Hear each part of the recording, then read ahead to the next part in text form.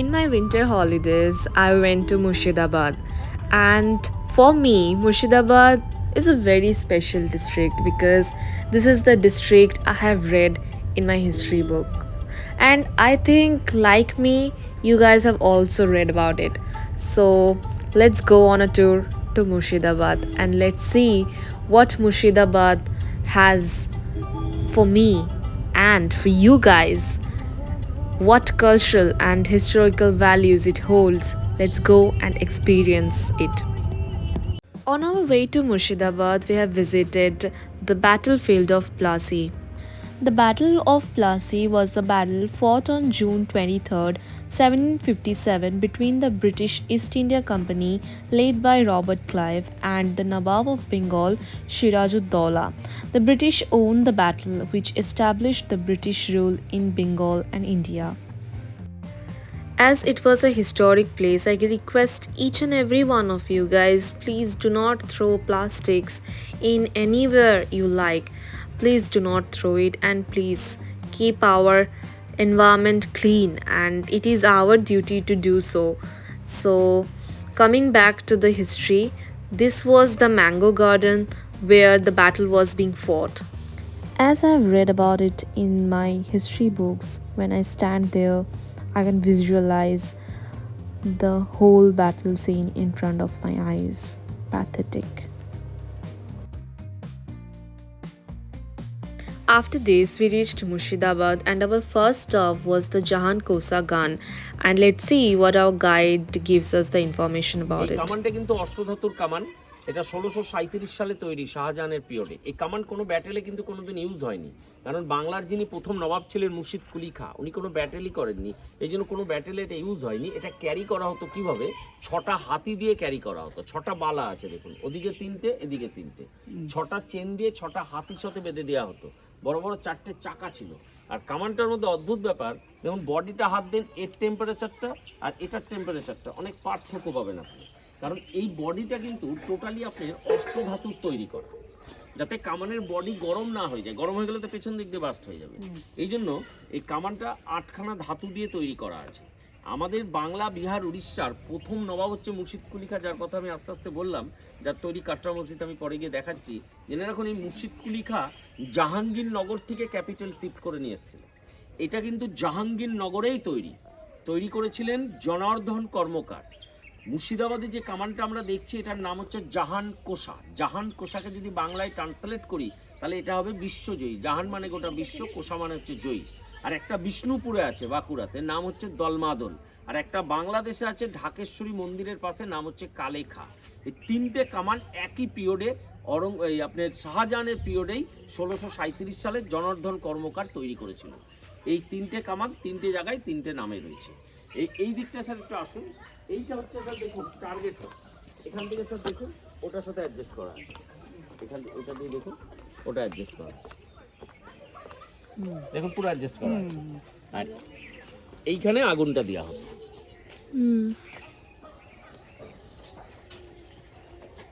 আর এখানে যে অস্ত্রাগার ছিল, বাকি কোথায় রাখা হতো? তখন তো এইটুকু জায়গা ছিল না। Our next stop was the Katra Masjid, and I love it. And I request every one of you guys to excuse the background noises because it was a public place and I cannot stop it. এইটা হচ্ছে মসজিদের back side, যেটা দিয়ে আমরা ঢুকছি। এখন এটা front, কারণ ভারতবর্ষে কোনো মসজিদের মুখ স্যার আপনি পশ্চিম দিকে পাবেন।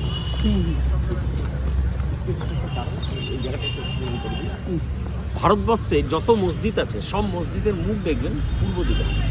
ভারতীয় মুসলিমরা নামাজ পড়েন পশ্চিম দিকে মুখ। এটা হচ্ছে আমাদের পশ্চিম। যেহেতু রাস্তাটা এখন এদিকে, এই জন্য এটাকে ফ্রন্ট করেছে।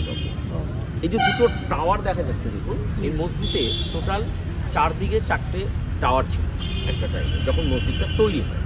এখন কিন্তু আমরা 2টো টাওয়ার দেখতে পাবো, 2টো টাওয়ারে খালি ভিতটুকু দেখতে পাবো, বাকিটা 1897 সালের ভূমিকম্পে ভেঙে গেছে। এই টাওয়ারের হাইট হচ্ছে 70 ফুট করে। তখনকার দিনে এই টাওয়ার থেকে আজান দেওয়া হয়। তখন তো ধরুন আপনার মাইক ছিল, আর টাওয়ারের গায়ে দেখুন ছোটো ছোটো ছোটো ছোটো গ্যাপ করা, ওগুলো ছিল আগেকার দিনের প্রহরীদের পাহারা দেওয়ার জায়গা। এই পুরো এলাকাটা প্রহরীরা নজরদারি চালাতো ওখানে। আর এই যে ওপরে যে ছোট ছোট ঘরগুলো দেখছেন, এগুলো ছিল মাদ্রাসা, স্কুল। এখানে বাচ্চারা পড়াশোনা করতেন, কোরআন শরীফ শেখানো হতো। আর নিচের ঘরগুলো ছিল স্যার মুসাফির খানা, অতিথি নিবাস। এখানে যে সমস্ত মুসাফিররা আসতেন এই মসজিদে, তারা এখানে রেস্ট নিতেন। এই যে কাটরা মসজিদের পুরো নামটা কি? এর পুরো নাম হচ্ছে সবজি কাটরা মসজিদ। সবজি কাটরা মিন্স গঞ্জ অথবা বাজার। অ্যাকচুয়ালি মসজিদের চারি সাইড ঘিরে আগে সবজি মান্ডি বসত, তার মিডিলে মসজিদ, সেই জন্য এটাকে সবজি কাটরা বলা হয়। এই কাটরা মসজিদ তৈরি হয়েছিল 1724-25। তৈরি করেছিলেন বাংলার প্রথম নবাব মুর্শিদ কুলি খাঁ। কী মেটেরিয়ালস দিয়ে তৈরি? এগুলো তৈরি চুন, সুরকি, খয়ের, সাবু, ডিমের কুসুম, মোহরি ধোয়া জল, চিটা গুড়, কলাইয়ের ডাল আর কাঠে পোড়ানো বাংলা ইট দিয়ে তৈরি। কারণ আগেকার দিনে কোনো সিমেন্ট প্রচলন ছিল না। ইটগুলো দেখুন সব পাতলা পাতলা বাংলা ইট, কারণ আগেকার দিনের বিল্ডিং কোনো ঢালাই সিস্টেম ছিল না, কারণ লোহার রড ছিল না। এই যে কনস্ট্রাকশনটা আমরা দেখতে পাচ্ছি, এটাকে বাংলায় বলা হয় খিলান বা আর্চ। আর্চের উপরে কিন্তু পুরো বিল্ডিং আগে দাঁড়িয়ে থাকতো। এই জন্য আগেকার দিনের বাড়িঘর ভূমিকম্প হলে বসে যেত না, মাথা ভেঙে যেত, কিন্তু বিল্ডিং বসতো না। এখনকার দিনে বাড়ি কিন্তু ভূমিকম্প হলে হুড়মুড়িয়ে বসে যায়। তার কারণ আগে খিলানের উপর, খিলান মিন্স এরকম একটা আর্চ হতো। গ্রাউন্ড ফ্লোরটা ওপেন, উপরে কনস্ট্রাকশনটা হতো। গ্রাউন্ড ফ্লোরটা ওপেন রাখার কারণ ছিল কি? মাটির গ্যাসটা যাতে ভেতরে জমতে না পারে। এখানে প্র্যাকটিক্যাল সেটা আপনারা দেখতে পাবেন। ভালো ফটো তুলি নেব। দাঁড়া, একটা ফটো তুলি। তুলুন।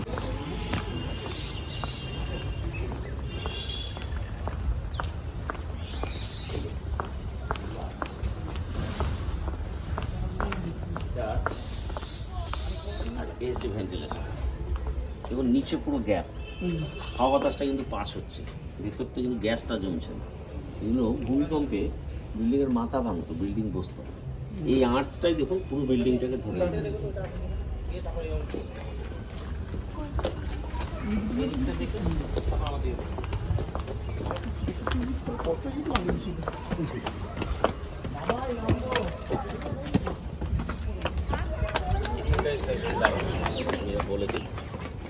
যেটা যে গ্রাউন্ডের উপরে এসে আমরা দাঁড়িয়েছি, সবাই দেখুন একটু পায়ের নিচে দেখুন সিঙ্গেল সিঙ্গেল ইটের তৈরি করা একটা আসন আছে, বুঝতে পারছেন?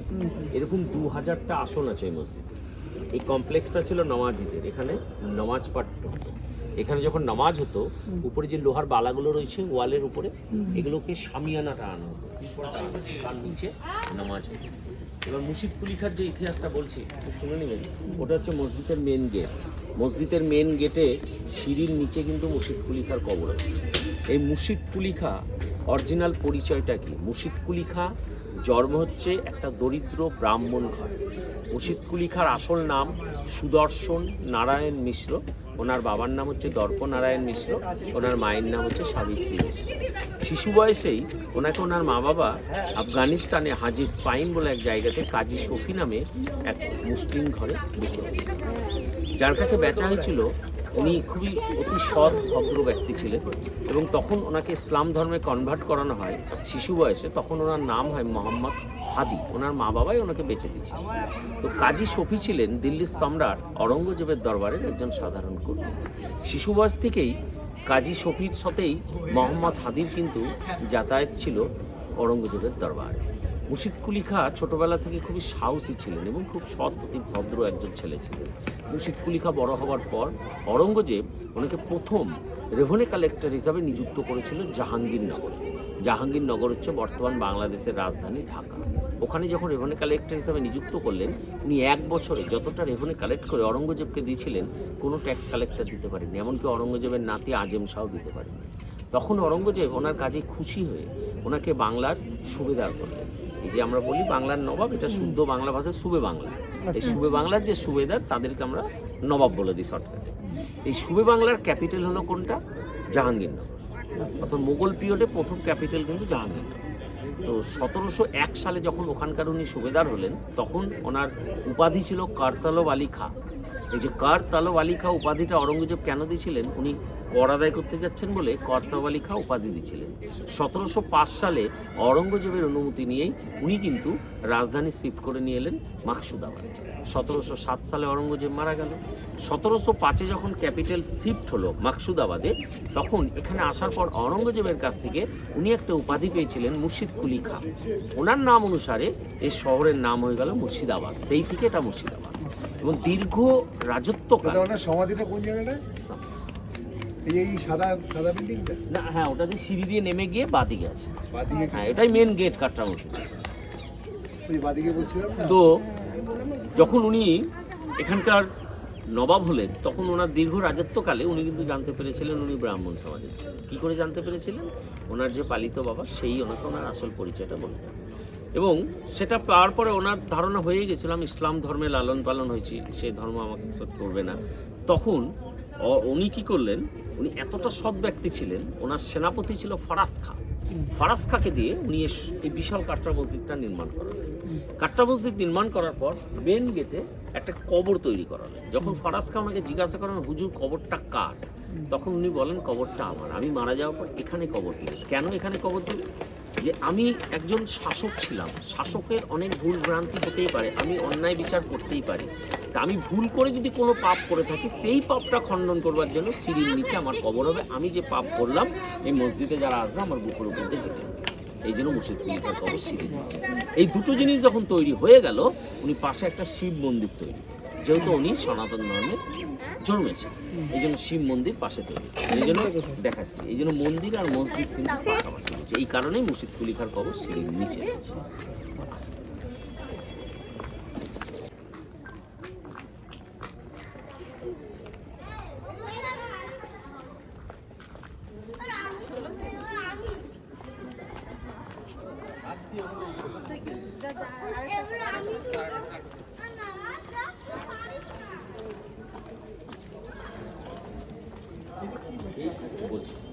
এইটা হচ্ছে নবাব মুর্শিদ কুলি খাঁর নামাজ পড়ার জায়গা। উপরে ল্যাঙ্গুয়েজটা দেখো, ওটা লেখা আছে লাই লিলাইল্লাহ মোহাম্মদ রসুল্লাহ। এটা পুরোটা কোষ্ঠী পাথর, 300 বছর পুরনো। এই মসজিদের বয়স হলো প্রায় 300। এটা ভেঙে গেছে না? 5খানা গম্বুজ ছিল। 1897 সালের ভূমিকম্পে মাঝের 3টে গম্বুজ ভেঙে গেছে। এখন দুপাশের দিকে আমরা দেখতে পাচ্ছি ভূমিকম্প হওয়ার ফলে মসজিদটা একটু এদিকে এসে দেখো লেফট সাইডটা হেলে আছে। এরকম জাফরি মোগল আর্কিটেকচার বোঝাই যায় জাফরি।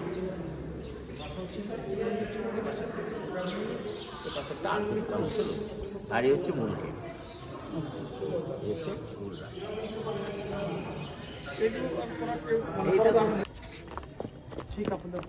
ওনারই তৈরি কাটরা মসজিদ। এনার মেয়ের আবার জ্যান্ত কবর হয়েছে, আমি বলবো হিস্ট্রিটা পরে। এনার মেয়েকে ওনার হাজবেন্ড জ্যান্ত কবর দিয়েছিল জীবন হিসাবে। This was the Shiv Mandir that Murshid Quli Khan made along with the Katra Masjid, and it's a beautiful place because the Mandir and the Masjid both lies on the same ground. It's beautiful. After that, we visited Hajatduari Palace. In front of Hajatduari Palace, we saw Imambara, Medina Mosque and the clock tower. It was beautiful. যখন মিউজিয়ামে ঢুকবেন মোবাইলটা switch off রাখবেন। মিউজিয়ামের ভিতরে photography এবং phone করাও নিষেধ, এটা আর্কিওলজিক্যাল ডিপার্টমেন্টের সিস্টেম। এইটা হচ্ছে হাজারদুয়ারি। অনেকের ধারণা হয় যে হাজারদুয়ারি হয়তো কোনো নবাবের প্যালেস। প্রথম কথা বলি, হাজারদুয়ারি কোনো নবাবের প্যালেস। মুর্শিদাবাদ বাংলা বিহার উড়িষ্যার রাজধানী ছিল। এটা বাংলা বিহার উড়িষ্যার কোর্ট বিচারালয় ছিল। অ্যাকচুয়ালি এই যে বিল্ডিংটা হাজারদুয়ারি, এই যে হাজারদুয়ারির নামটাই এই বিল্ডিংয়ের অরিজিনাল নাম, এটা প্রচলিত নাম। এই হাজারদুয়ারির আসল নাম হচ্ছে বারাকুঠি। হাজারটা দুয়ার আছে বলে প্রচলিত নাম হাজারদুয়ারি। সিরাজউদ্দৌলা মারা যাওয়ার 80 বছর পরে এই হাজারদুয়ারি বিল্ডিং তৈরি হচ্ছে। এই প্রাসাদ যিনি নির্মাণ করেছেন ওনার নাম নবাব নাজিম হুমায়ুন ঝাউনি মির্জাফরের 5th জেনারেশন। 1829 সাল 9 আগস্ট এটার ফাউন্ডেশন ওপেনিং, 1837 সাল কমপ্লিট। এই প্রাসাদের যিনি আর্কিটেকচার ছিলেন ওনার নাম ম্যাকলিওড কর্নেল ডানক্যান। উনি একজন ইটালিয়ান আর্কিটেক্ট ছিলেন। 3টে ফ্লোর হাজারদুয়ারি, 3 রকম কাজে ইউজ হতো। গ্রাউন্ড ফ্লোর জুডিশিয়ালি কাজকর্ম হতো বেঙ্গল, বিহার, উড়িষ্যার।